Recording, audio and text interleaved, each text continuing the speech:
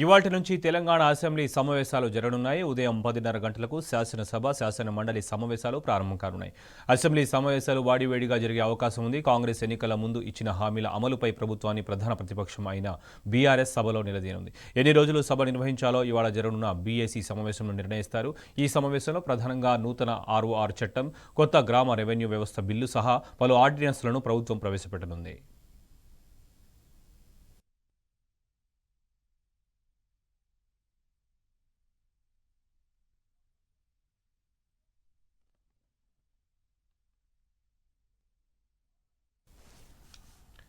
ఇవాల్టి శాసనసభ సమావేశాలకు సంబంధించి మరిన్ని వివరాలు మా ప్రతినిధి ప్రదీప్ లైవ్ ద్వారా అందిస్తారు. Pradeep, good morning. చెప్పండి, ఇవాళ ఏ బిల్లులు శాసనసభలో ప్రవేశపెట్టినారు, ఎలాంటి నివేదికలు ఉండనున్నాయి?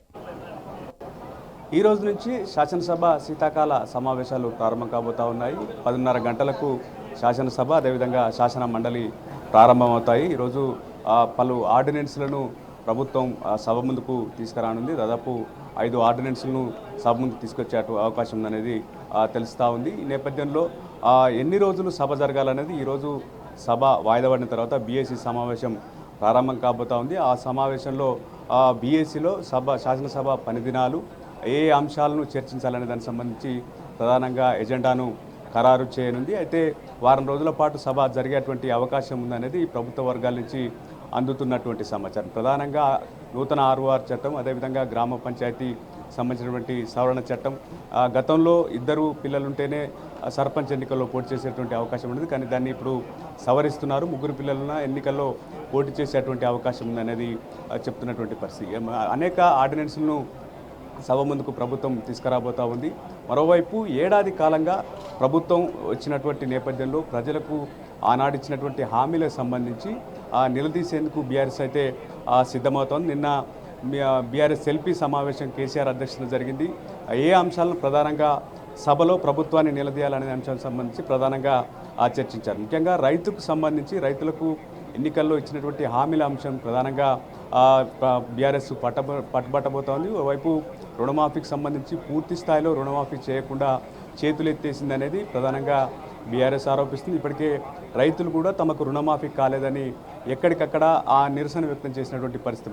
మరోవైపు ఏదైతే రైతు భరోసా సంబంధించినటువంటి అంశం కూడా స్పష్టత వచ్చేటువంటి అవకాశం ఉంది. శాసనసభలో చర్చించి ఎన్ని ఎకరాలకు రైతు భరోసా ఇవ్వాలనే దాని నుంచి ఒక స్పష్టత వచ్చేటువంటి అవకాశం ఉందనేది ప్రధానంగా చర్చ జరుగుతూ ఉంది. అటు రైతు బీమాకు సంబంధించినటువంటి అంశం, ఇవన్నిటిని ప్రధానంగా బీఆర్ఎస్ ప్రభుత్వాన్ని ఎండగట్టేటువంటి అవకాశం అయితే స్పష్టంగా కనిపిస్తుంది. ఇప్పటికే ఏడాది కాలంగా అనేక వైఫల్యాలకు సంబంధించినటువంటి అంశం ఏడాది కాలంగా బీఆర్ఎస్ ప్రజాక్షేత్రంలో ప్రభుత్వాన్ని నిలదీస్తూ వస్తున్నటువంటి పరిస్థితి. ముఖ్యంగా గురుకులాలు అధ్వానంగా తయారై మధ్యాహ్న భోజనం సంబంధించినటువంటి అంశం కూడా విపరీతంగా చర్చ జరుగుతుంది. అనేక మంది విద్యార్థులు ఏదైతే అస్వస్థకు పాలైనటువంటి పరిస్థితి, కొద్దిమంది మృత్యువాత పడ్డటువంటి పరిస్థితి. ఈ నేపథ్యంలో ప్రధానంగా ఈ అంశం పట్ల ప్రభుత్వాన్ని ఎండగట్టేటువంటి అవకాశం ఉంది. మరోవైపు భూసేకరణ సంబంధించినటువంటి అంశం, లగచర్లలో జరిగినటువంటి గిరిజనులపైన జరిగినటువంటి దాడులకు సంబంధించి అక్రమ కేసులకు సంబంధించి కావచ్చు, వీటన్నిటినీ ప్రధానంగా ప్రభుత్వాన్ని ఎండగట్టే విధంగా బీఆర్ఎస్ అయితే అస్త్రశస్త్రాలను సిద్ధం చేసుకుందని చెప్పొచ్చు. ఎందుకంటే ఏడాది కాలంగా గతంలో ఎన్నికల్లో ఇచ్చినటువంటి 6 గ్యారంటీల అమలు సంబంధించినటువంటి అంశం పూర్తి స్థాయిలో అమలు చేయలేదన్నటువంటి ఆరోపణలు ఇప్పటికే చేస్తూ ఉంది. ప్రజలు కూడా ఎక్కడికక్కడ ప్రజాప్రతిని నిలదీస్తున్నటువంటి క్రమంలో ఆ అంశాలన్నింటినీ ప్రభుత్వాన్ని నిలదీసేటువంటి అవకాశం కనిపిస్తూ ఉంది. ఏడాది కాలంగా ఇచ్చినటువంటి హామీలను ఎందుకు అమలు చేయాలనేది, ఎందుకు చేయలేదనేది నిలదీసేటువంటి అవకాశం అయితే కనిపిస్తూ ఉంది. ఏదేమైనా ఈ శాసనసభ శీతాకాల సమావేశాలు వాడివేడిగా సాగేటువంటి అవకాశం కనిపిస్తూ ఉంది. అటు బీజేపీ సైతం ప్రభుత్వ వైఫల్యాలను ఎండగడుతున్నటువంటి నేపథ్యం, అటు ఎంఐఎం కూడా నగరాభివృద్ధికి సంబంధించినటువంటి అంశం ప్రధానంగా పట్టుబట్టేటువంటి అవకాశం కూడా స్పష్టంగా కనిపిస్తుంది. ఏదేమైనా ప్రభుత్వానికి ఏడాది కాలంలో చేసినటువంటి పనుల విషయంలో కావచ్చు, జరిగినటువంటి ఏదైతే వైఫల్యాలకు సంబంధించి విపక్షాలు గట్టిగానే నిలదీసేటువంటి అవకాశం ఉంది. అసెంబ్లీలో ఇవాళ తెలంగాణ తల్లి విగ్రహం మార్పు, అదేవిధంగా డిసెంబర్ 9 ప్రత్యేకతకు సంబంధించి కూడా సీఎం ఏమైనా మాట్లాడే అవకాశాలు ఉన్నాయా?